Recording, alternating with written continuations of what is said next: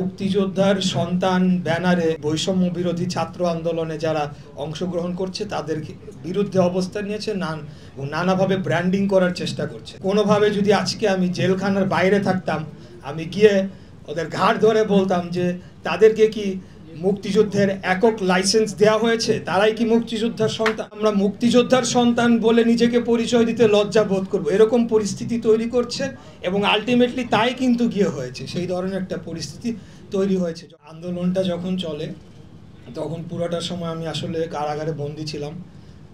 অগাস্টের 6 তারিখে আমি মুক্ত হয়ে আসি। তো আমরা কারাগারে 16 তারিখ পর্যন্ত, জুলাইয়ের 16 তারিখ পর্যন্ত আমরা পেপার পত্রিকা পাচ্ছিলাম। 16 তারিখের পরে সেটা কমপ্লিটলি বন্ধ করে দেওয়া হয় এবং আমাদেরকে রীতিমতো 24 ঘন্টা লক আপের মধ্যে নিয়ে যাওয়া হয়। আপনারা যা মনে থাকবে যে নরসিংদীতে একটা জেল একটা ঘটনা ঘটেছিল, ওইটার পরে বিশেষ করে আমাদের উপর চাপটা বাড়িয়ে দেয়। তো যতটুকু লক্ষ্য করেছি যে 16-17 তারিখের পর বিভিন্ন মাধ্যমে আমি খোঁজ খবর নিতাম বাইরে কি হচ্ছে। সেখানে দেখেছি যে যখন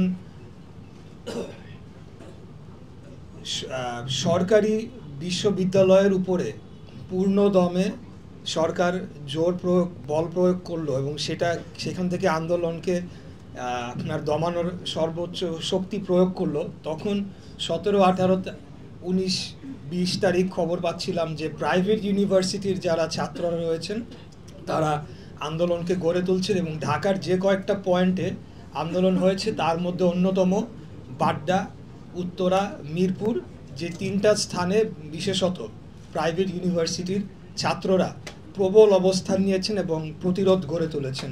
আমরা সেটার জন্য আপনাদেরকে ধন্যবাদ জানাই এবং আপনাদের প্রতি কৃতজ্ঞ থাকব। তো সেখান থেকে আমি মনে করি যে প্রাইভেট ইউনিভার্সিটি যারা এই আন্দোলনে অংশগ্রহণ করেছেন, আগামী দিনে হোপস অ্যান্ড এক্সপেকটেশন, আপনাদের অনেক হোপস থাকবে, অনেক এক্সপেকটেশন থাকবে এবং সেটার জন্য আপনারা ভোকাল থাকবেন। আপনাদের যে প্রত্যাশা, বাংলাদেশ রাষ্ট্র থেকে আপনার একজন নাগরিক হিসেবে আপনারা কি চান, সেটার ব্যাপারে আপনারা সোচ্চার থাকবেন, ভোকাল থাকবেন। তাহলে আমি মনে করি যে আগামী দিনে আপনাদের বিষয় বা আপনাদের কথাগুলো গুরুত্ব সহকারে আগামী দিনে রাষ্ট্র পরিচালনায় যারাই আসুক, এখন অন্তর্বর্তীকালীন সরকার রয়েছে, আমরা আশা রাখি যে আগামীতে একটা নির্বাচিত সরকার ক্ষমতায় আসবে, আপনাদের প্রত্যাশাগুলো যাতে সেখানে ম্যান্ডেটেড হয়, ওটা অন্তর্ভুক্ত করা হয়, সেটা আমি অত্যন্ত গুরুত্বপূর্ণ বলে মনে করি।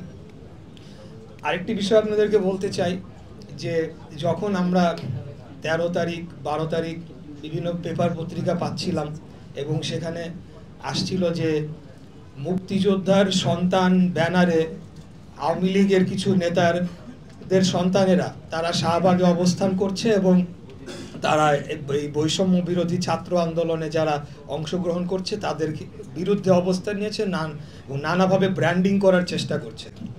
তখন আসলে মনে হচ্ছিল যে কোনোভাবে যদি আজকে আমি জেলখানার বাইরে থাকতাম, আমি গিয়ে ওদের ঘাড় ধরে বলতাম যে তাদেরকে কি মুক্তিযুদ্ধের একক লাইসেন্স দেওয়া হয়েছে, তারাই কি মুক্তিযোদ্ধার সন্তান? তারা কেন এই ধরনের কথাবার্তা বলে আমরা যারা মুক্তিযোদ্ধার সন্তান রয়েছি, আমার বাবা একজন মুক্তিযোদ্ধা ছিলেন, মানে আমাদেরকে লজ্জিত করছেন। এরপরে আমরা মুক্তিযোদ্ধার সন্তান বলে নিজেকে পরিচয় দিতে লজ্জা বোধ করবো, এরকম পরিস্থিতি তৈরি করছে এবং আলটিমেটলি তাই কিন্তু গিয়ে হয়েছে। সেই ধরনের একটা পরিস্থিতি তৈরি হয়েছে যখন স্লোগান শুরু হয়ে গিয়েছে যে আমি কে তুমি কে, রাজাকার রাজাকার। তো আমি এটাই বলতে চাই যে বিগত দিনের আওয়ামী ফ্যাসিবাদী সরকার এবং এই শেখ পরিবার তারা যেভাবে বাংলাদেশকে নিজের রাজত্ব, নিজের জমিদারি হিসাবে তৈরি করেছিল, সেটারই কিন্তু একটা আউটবার্স্ট আমরা 15 বছর 16 বছর এবং আলটিমেটলি এই বৈষম্য বিরোধী আন্দোলনের মাধ্যমে আমরা দেখলাম যে জুলাই অগাস্ট মাসে সেটা প্রতিফলিত হয়েছে। এই যে বৈষম্যটা করা হয়েছে, মানে Awami League versus rest of the country, এইভাবেই বৈষম্যটা তো তৈরি হয়। মানে আওয়ামী লীগ, ছাত্রলীগ বা শেখ পরিবার হলে 7 খুন মাফ, যা ইচ্ছা তাই আমরা করতে পারবো এবং আমাদের সকল লাইসেন্স রয়েছে, আমাদের ক্ষেত্রে কোনো আইনের প্রয়োগ হবে না। আর বাকিরা হলো আমাদের দাস প্রজা, মানে আমরা রাস্তাঘাটে চলাফেরা করতে নিঃশ্বাস নিতে মনে হয় দমবদ্ধ একটা পরিস্থিতি, যে আমরা আওয়ামী লীগ করি না, এখানে ছাত্রলীগ, ওইখানে যুবলীগ, এরা এখানে অবস্থান করছে, এরা বিভিন্ন স্কুল কলেজ মাদ্রাসা বিভিন্ন প্রতিষ্ঠান দখল করে একটা রাজত্ব করে বসে নিয়েছে। তো সেটা আমরা কোনোভাবেই, আমি বিশ্বাস যে আমরা মেনে নিতে পারি না, আমরা কোনোদিন মেনে নেব না।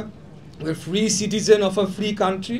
আমাদের ইচ্ছা হইলে আমরা রাজনৈতিক দলকে সমর্থন দেব, আমাদের যদি ইচ্ছা না হয় আমরা দিব না, কোনো রাজনৈতিক দলকে সমর্থন দিব না, এটা আমার নাগরিক অধিকার। কিন্তু আমার উপরে কেউ চাপিয়ে দিবে সেটা আমরা কোনোদিনও মেনে নিতে পারি না, মেনে নিব না। এই ফয়সলাটা 1971 সালেই করা হয়ে গিয়েছিল, মহান মুক্তিযুদ্ধের মাধ্যমে যখন স্বাধীন বাংলাদেশ প্রতিষ্ঠা পায়। এটাই ছিল ম্যান্ডেট, যে এটা একটা স্বাধীন রাষ্ট্র হবে, আমরা আমাদের মুক্ত চিন্তা করতে পারবো, আমাদের বাক স্বাধীনতা থাকবে, কেউ আমাদেরকে কিছু চাপাই দিতে পারবে না। এবং আগামী দিনে আমরা যখন নির্বাচনের কথা বলি, এই একটা ভুল পারসেপশন আমার মনে হয় ইয়াং জেনারেশনের সাথে আমাদের মেইন স্ট্রিম পলিটিক্যাল পার্টির তৈরি হচ্ছে। নির্বাচনের কথা যখন আমরা বলি, তার মানে এই না যে আমরা তাড়াতাড়ি ক্ষমতায় যেতে চাচ্ছি। নো, আপনাদের প্রয়োজন, আপনারা নাগরিক কমিটিকে ভোট দেন, আপনারা অন্য পলিটিক্যাল পার্টিকে ভোট দিয়ে ক্ষমতায় আনেন, কোনো অসুবিধা নাই। কিন্তু মানুষ যাতে তাদের ভোটটা সঠিকভাবে দিতে পারে এবং সঠিকভাবে গণনা হয়ে সেটি রেজাল্ট আমরা পাই, এবং সেটা শুধু আগামী নির্বাচন না, every election should be like that. তখনই কিন্তু কেউ আর তার সীমা অতিক্রম করার তারা সাহস দেখাবে না। যারাই রাষ্ট্র ক্ষমতায় আসবে তারা জানবে যে আগামী 5 বছর এর মধ্যে আমাদেরকে আবার জনগণের কাছে যেতে হবে। এইটা যখন আমরা নিশ্চিত করতে পারবো স্থায়ীভাবে, পার্মানেন্টভাবে, আমার মনে হয় এরপরে যত ধরনের সমস্যা রয়েছে সেটা আস্তে আস্তে অবশ্যই সমাধান হবে। কারণ কোনো ফ্যাসিবাদ কিন্তু কোনো সংবিধান দিয়ে লিখে কোনো আইন করে আপনি বন্ধ করতে পারবেন না। ডেমোক্রেসি ইটস এ প্র্যাকটিস, এটা চর্চার বিষয়। আমাদের সংবিধানে কোথাও লেখা ছিল না যে গুম খুন হত্যাকাণ্ড করতে পারবে, কিন্তু খুনি হাসিনা এবং তার দোসররা এবং এই শেখ পরিবার, তারা কিন্তু সকল ধরনের অত্যাচার আমাদের উপর চাপিয়েছে, সকল কিছু আইন ভঙ্গ করে। অতএব আমার মনে হয় যে আগামী দিনে আমরা ডেমোক্রেসিটাকে প্র্যাকটিস করব, এবং যারাই ফ্যাসিবাদী মনোভাব পোষণ করবে তাদের বিরুদ্ধে আমরা এটাকে শুরুতেই রুখে দিব, যাতে আর কোনো দিন এই ধরনের শক্তি মাথাচাড়া না দিতে পারে। এবং সেটার জন্য আমরা প্রস্তুত রয়েছি। প্রয়োজনে আগামী দিনে আবারও আন্দোলন সংগ্রামের আমি আশা রাখি আর প্রয়োজন হবে না। আমরা সেই বাংলাদেশ চাই না, আমরা চাই বাংলাদেশ একটা উন্নয়নশীল রাষ্ট্রে পরিণত হবে। আপনারা যারা প্রাইভেট ইউনিভার্সিটির ছাত্ররা রয়েছেন, বিদেশ থেকে আমাদের দেশে পড়াশোনা করার জন্য আসবে, আমরা কেন যাব? আমাদের দেশে বিদেশ থেকে আসবে চিকিৎসা নেওয়ার জন্য, আমরা কেন যাব? এই দেশটা যাতে একটা উন্নত রাষ্ট্রে পরিণত হয় এই সাউথ ইস্ট এশিয়ার মধ্যে, সেটি আমাদের প্রত্যাশা থাকবে। আমরা চাই না আবারও আমাদের রাস্তায় নেমে আন্দোলন করতে হোক। কিন্তু যদি প্রয়োজন হয়, যদি ফ্যাসিবাদ সেটা আওয়ামী লীগের ফর্মে হোক, বন্য যে কোনো ফর্মে হোক, আমরা ইনশাল্লাহ অবশ্যই রাস্তায় থাকবো। এটাই আমাদের ওয়াদা আপনাদের প্রতি। এই বলে আজকে আমি আমার বক্তব্য শেষ করছি। খোদা হাফেজ, সবাই ভালো থাকবেন। আসসালামু আলাইকুম।